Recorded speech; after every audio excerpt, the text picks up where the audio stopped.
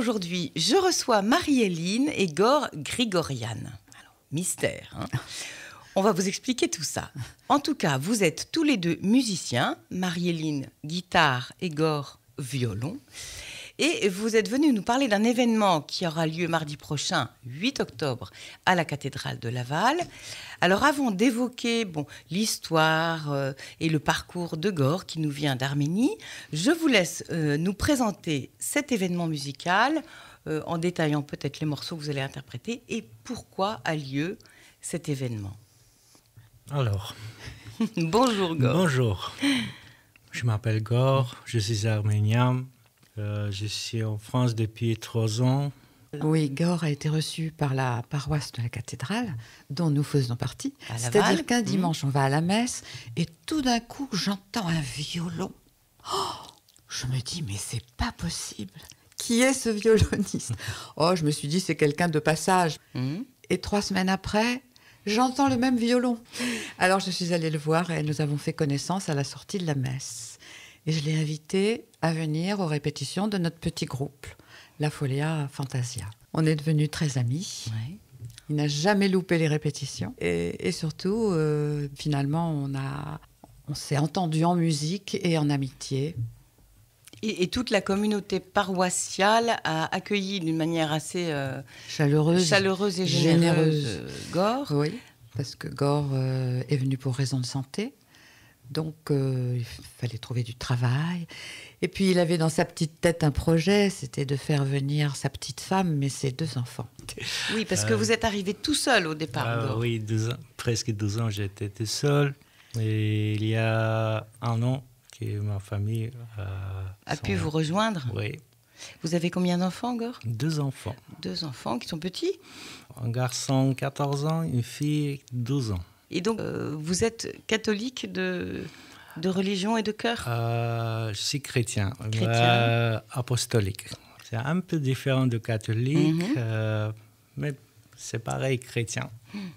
Et c'est majoritaire en Arménie? Oui. Oui. Oui. Ce que vous appelez chrétien apostolique, Oui. c'est la religion majoritaire en Arménie. Donc vous venez en France pour des raisons de santé, c'est ça? Oui, c'est ça. Avec le but de vous installer vraiment en France et de faire venir votre famille? C'est ça. Et alors, comment est-ce que vous êtes arrivé vous arrivez en France, vous arrivez à Laval, par exemple.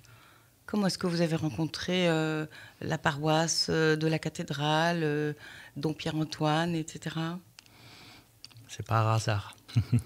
Un jour, j'ai pensé aller à l'église pour prier et j'ai rencontré du monde là-bas, Dom Pierre-Antoine et Marie-Héline. J'ai beaucoup d'amis qui j'ai rencontré à l'église.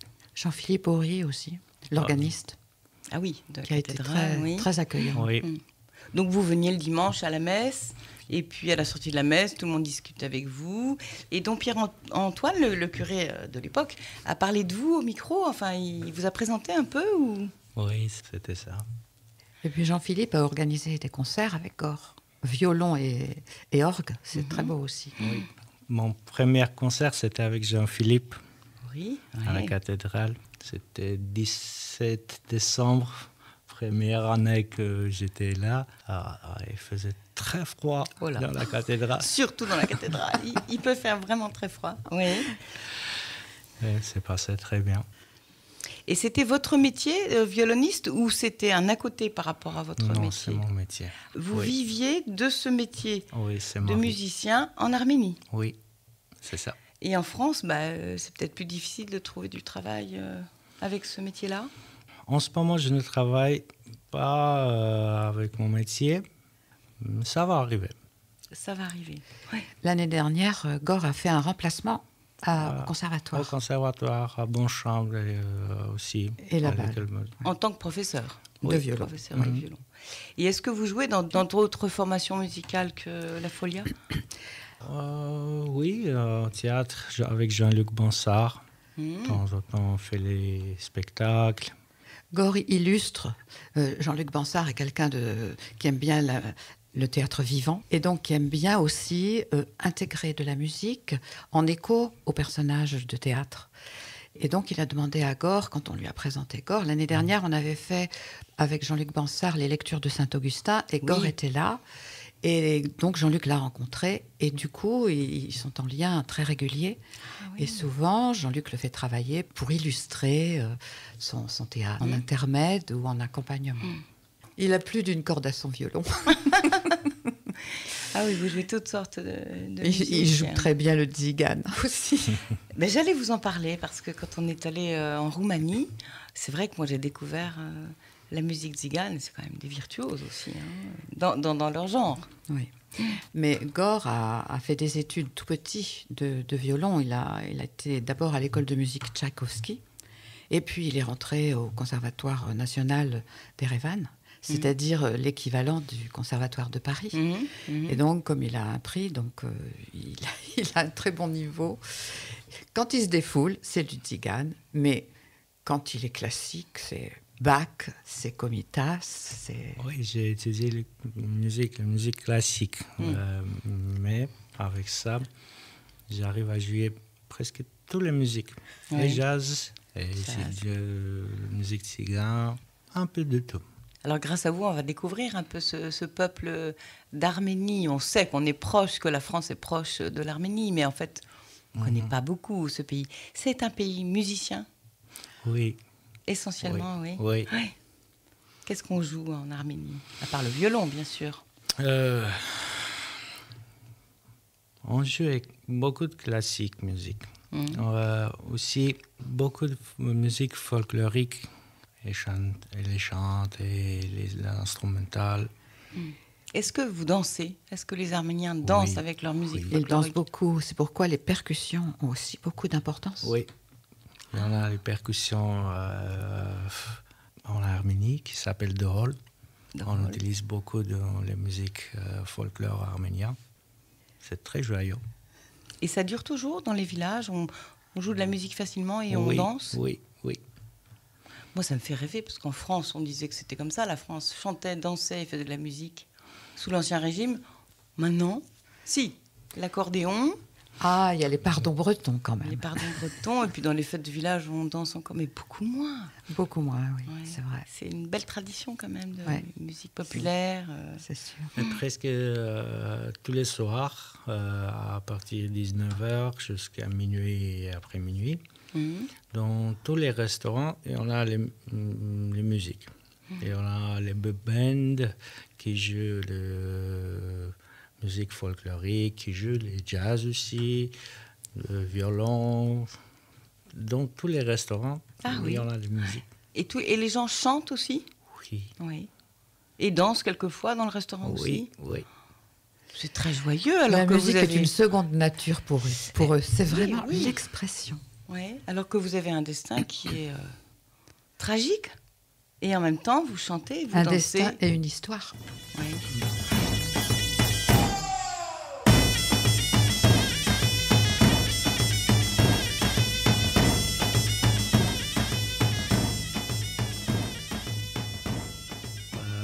On va jouer plusieurs concerts. J'aimerais continuer dans mon profession. Enseigner, oui. Enseigner. Oui. C'est pas facile d'avoir un poste en fait. Non, tous les postes en Mayenne sont pourvus. Alors, il faut être à l'écoute et puis attentif peut-être à 1 heure d'ici, à Rennes, à Angers, je sais pas. Il faudra chercher de ce côté-là aussi. J'aime Laval. En ce moment, je suis à Lavallois. C'est cool. Mais je ne veux pas quitter Laval. Non, vous n'avez pas envie d'une ville plus grande. Et... On va faire une petite pause musicale avec des extraits des morceaux que vous allez jouer à la cathédrale. Marie-Héline, c'est donc mardi 8 octobre à 20h30 à la cathédrale. Oui. Un concert donné par Gore Grigorian et vous. Oui. Les morceaux principaux que vous allez interpréter. Alors, nous avons construit ce projet, ce programme, en promenade. Donc, première promenade Renaissance et baroque, avec des variations sur la mélodie de Greensleeves. Et puis, une sicilienne de Pergolèse, donc c'est pour les musiques anciennes, Renaissance et baroque. Deuxième promenade, c'est des nocturnes. Une promenade nocturne avec 3 nocturnes de Burgmüller. qui a écrit énormément de la musique de salon pour violoncelle et pour violon. Ici, ça a été écrit pour violoncelle, mais il a fait lui-même la transcription pour violon. Ensuite, on arrive à la promenade romantique par excellence. Et là, alors c'est le régal pour Gore. Bon. C'est la sonate numéro 1 pour guitare et violon de Paganini. Cantabile de Paganini, qui est une œuvre magnifique, très belle, dont on ne se lasse jamais, avec cette mélodie qui n'en finit pas, qui respire sans s'essouffler, je dirais, et qui se déploie d'une façon superbe. Et alors avec le violon, c'est vraiment très très beau. Ensuite, nous arrivons à la promenade qui nous conduit aux portes du temps présent, avec une pavane de Fauré, Oui. et entr'acte de Jacques Ibert. Alors, Fauré a été directeur du Conservatoire de Paris au moment où Jacques Ibert a été élève du Conservatoire de Paris. Donc, il y a aussi entre eux un lien de sonorité, d'élégance. C'est la musique française. Et puis, nous avons ajouté, bon, on en jouera sans doute un petit quelque chose chacun. On verra, c'est la surprise. Oui.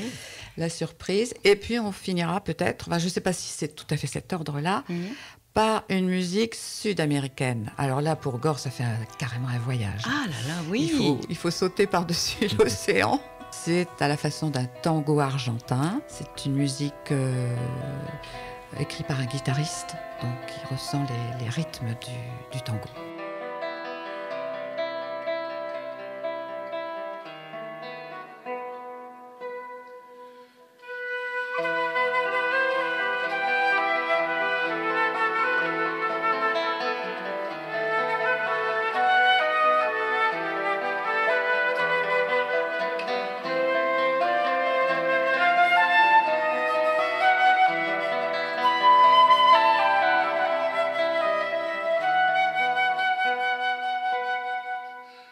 Vous êtes bien sûr Fidélité Mayenne. Je continue cette émission en présence de Marie-Héline, que vous connaissez bien. Alors Marie-Héline, je rappelle, qui est responsable de la commission d'art sacré pour le diocèse de Laval, mais qui est aussi musicienne, guitariste, et qui est venue en compagnie de son ami Gore Grigorian, récemment arrivé d'Arménie il y a 2-3 ans, qui lui est violoniste.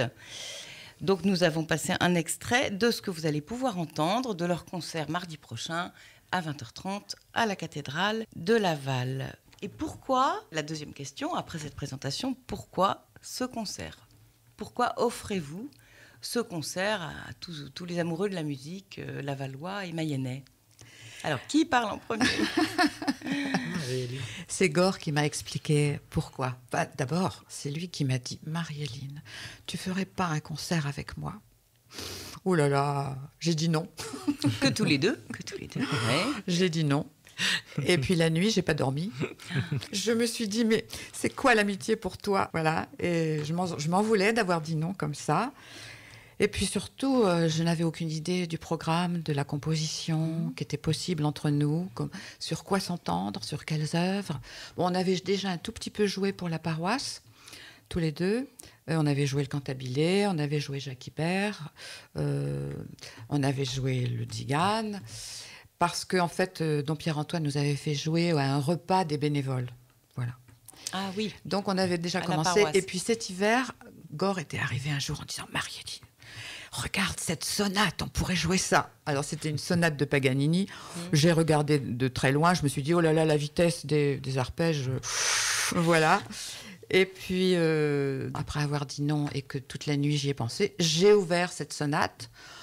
Et puis voilà, j'ai proposé ça à ma guitare, qui a dit, pourquoi pas. Paganini est génial compositeur. Il a écrit pour la guitare et pour le violon. C'est à l'aise à jouer. Et pour la guitare et pour le violon. Il jouait des deux instruments, Paganini. C'est pourquoi c'est parfaitement bien écrit. Pour la guitare, c'est pas la vitesse qui est une difficulté, parce que c'est tellement bien écrit que, je dirais pas que ça se fait tout seul, mais que ça rentre dans une... C'est spontané, en fait, dans un naturel. Et je crois que pour Gore aussi, le phrasé de Paganini... Il faut avoir la pêche. Hein. Et c'est quel siècle, Paganini, 18e ou plus tôt ? Un tout petit peu plus tôt. Ah oui, quand même. Ouais. Il est né en 1782 et il est mort en 1840. Paganini, il a créé la vraie technique du violon. Le violon moderne, Ah oui. tout est dû dans Paganini, tout y est. Hein, c'est ça? Oui, Cor, c'est ça. c'est ce que tu m'as expliqué. Il était violoniste fantastique. C'est un maître du violon, en Oui. fait. Oui. C'est plus que ça, c'est un fou du violon. oui. Ah oui. Son deuxième nom, c'était violoniste Diable. Voilà, Ah c'est oui. ça, le diable. Le diable du violon. Oui, parce que ses auditeurs disaient qu'il avait passé un pacte avec le diable pour jouer aussi vite et aussi bien. Et puis tout par cœur. Ah oui, il n'était pas obligé de regarder ses Non. partitions. Non, parce que comme il composait, il avait tout dans la tête. Ah oui, d'accord. Voilà. Et il est arrivé à jouer avec une seule corde. Il Oui. a écrit une composition pour une corde.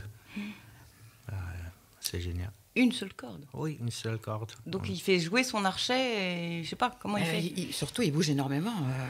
Il va de tout au long, quoi. Mhm. Et il arrivait à jouer 12 notes en 1 seconde. Ça, Oh c'est- là là. Ah oui, c'était un monstre sacré, là. Voilà, vraiment. c'est ça. Ah oui, oui, oui.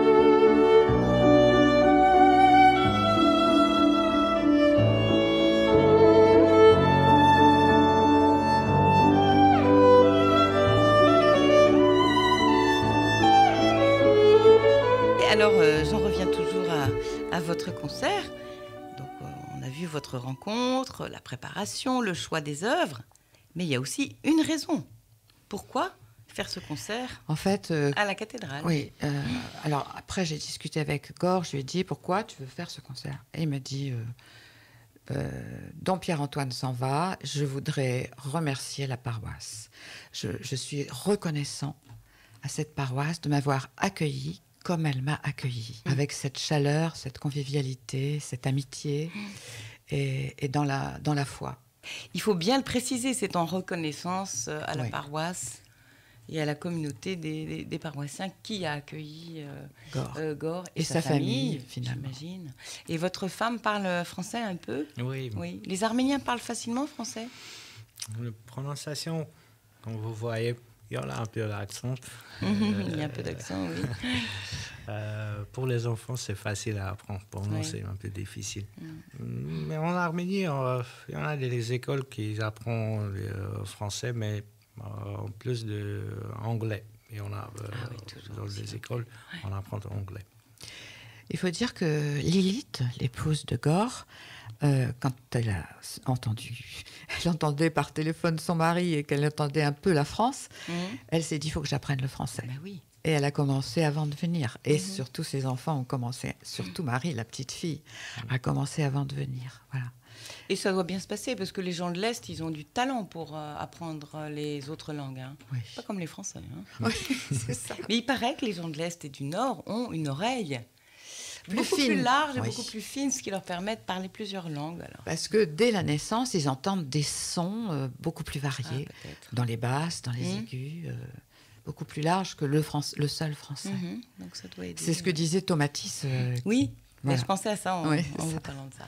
Qu'est-ce qu'il a écrit comme livre L'oreille et la vie, L'oreille, je crois. ouais, Et c'est c'est ça. très intéressant, oui, sur les différents pays qui arrivent à plus ou moins bien parler étranger. Et à être musicien, justement. Et être musicien, oui, c'est vrai, c'est vrai. Et Gore, vous m'avez pas répondu tout à l'heure.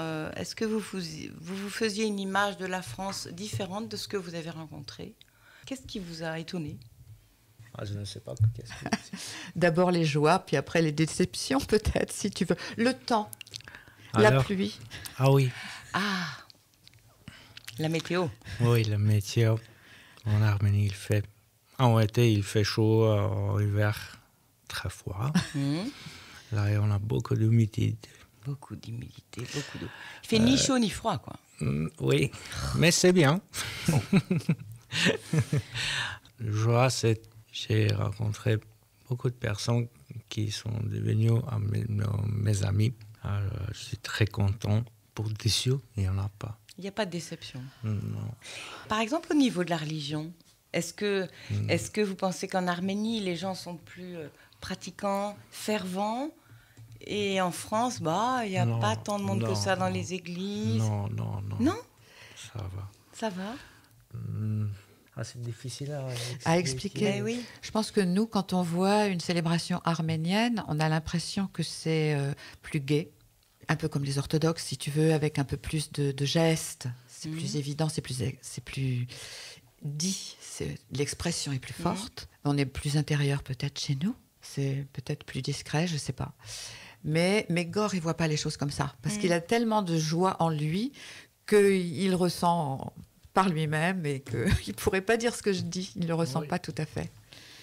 Quand je suis à l'église ici en France, pour moi, l'église, c'est la maison de Dieu. Et pour ça, je ne vois pas le différent. Ah oui.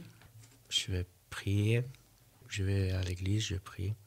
Je pense qu'avec sa sensibilité d'artiste et le sens du beau, c'est premier chez eux. Et pour eux, le beau, la source, c'est Dieu. Et je pense qu'ils voient les choses comme ça.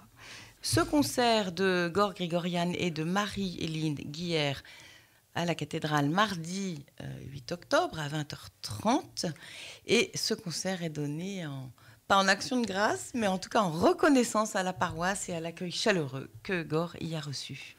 Comme souvent, quand on reçoit Marie-Éline, son mari Yves n'est pas loin, parce qu'il travaille toujours main dans la main. Et Yves, vous aviez quelque chose à rajouter sur la forme d'accueil qu'a reçu Gor à la paroisse? Oui, je voulais ajouter qu'il y a un groupe de paroissiens qui s'est organisé pour aider financièrement la famille, sous la houlette de la conférence de Saint-Vincent de Paul. Très bien, oui. Il y avait beaucoup de personnes Une trentaine de personnes. Ah oui, quand même. Donc on leur rend hommage aussi, bien sûr. Merci Yves d'avoir donné cette précision. Et avant de nous quitter, Gor Grigorian s'empare de son violon et nous offre quelques minutes de pur bonheur.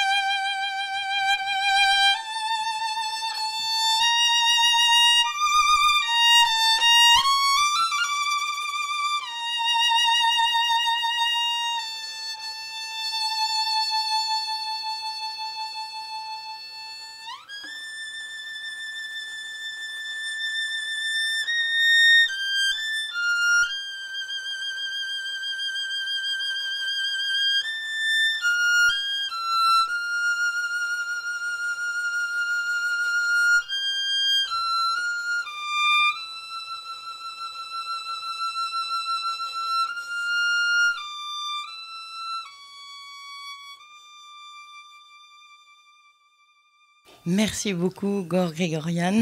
Ce violon dans nos studios, c'est vraiment un grand moment émouvant. Merci beaucoup pour l'invitation. J'espère à bientôt, vous et Marie-Héline, sur nos ondes.